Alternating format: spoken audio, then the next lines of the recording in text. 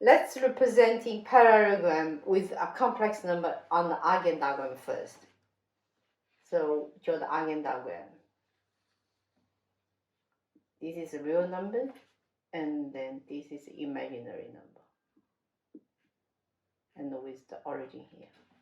So making a point A representing complex number Z1, and pointing B representing complex number Z2. And then, so OA, vector OA is Z1, vector OB is Z2. OA, OB. So from here, I parallel the vector OB to the A. So I get, and from B, I parallel the vector OA to the B here. So I literally make a parallelogram. I call it C. So what's C representing? Z1 plus Z2. So I have OC representing Z1 plus Z2. And then from here, I can say vector BA is representing Z1 minus Z2. So I made a parallelogram with diagonal of OC and AB. And also with all three sides is OA, AC, BC, and OB. So all the three sides, the first side, OA, the distance from O to A is the modulus of Z1. Distance from O to B is the modulus of Z2. And the distance from O to C is the modulus of Z1 plus Z2. And the modulus of BA, distance BA is the modulus of Z1 minus Z2. So the question is asked you to proving OA square plus AC square plus BC square plus BO square is equals to OC square plus AB square. So OA is equal to BC. So it's same as proving 2OA square plus OB is equal to AC. So equals plus 2 of OB square equal to OC square plus AB square. And since we know OA, distance OA is modulus of Z1, so then we can transfer this question entirely into complex number with the modulus square.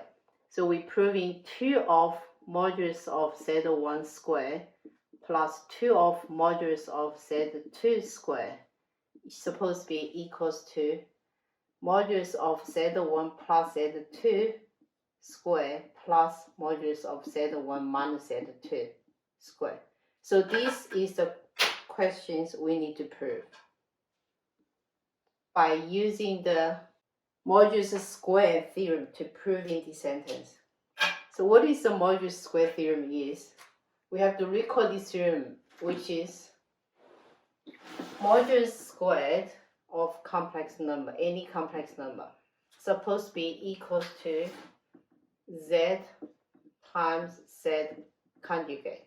So this is the one I'm going to using now to prove the questions here. So we're starting from Z1 plus Z2 modulus square plus Z1 minus Z2 modulus square. So I'm going to change to modulus square into Z1 plus Z2 times a conjugate of Z1 plus Z2 plus Z1 minus Z2 times a conjugate of Z1 minus Z2.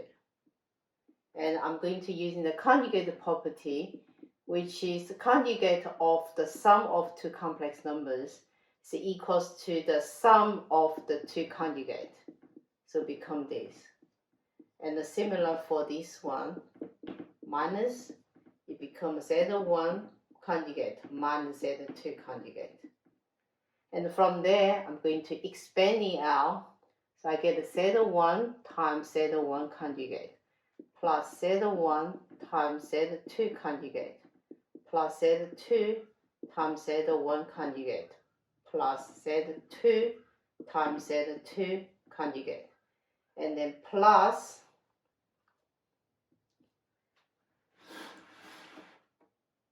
Z1 times Z1 conjugate minus Z1 times Z2 conjugate minus Z2 times Z1 conjugate, then plus Z2 times Z2 conjugate.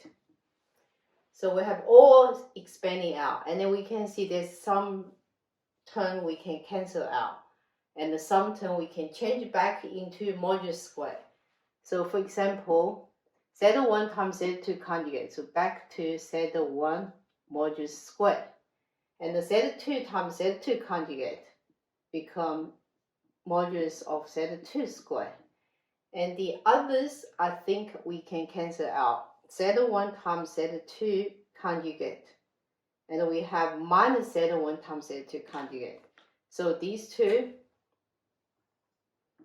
we can cancel out.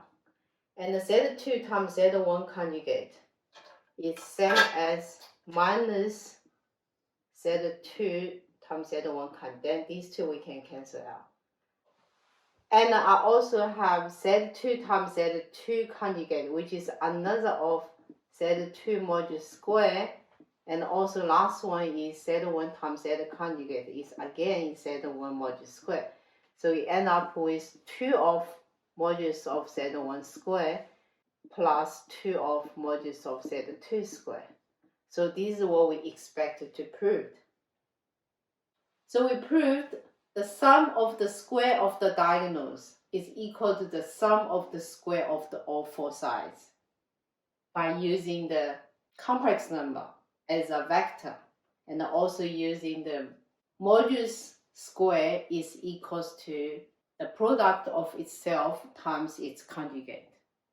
If you found this video useful, subscribe and leave a like, and let me know what other things you'd like to watch me explain.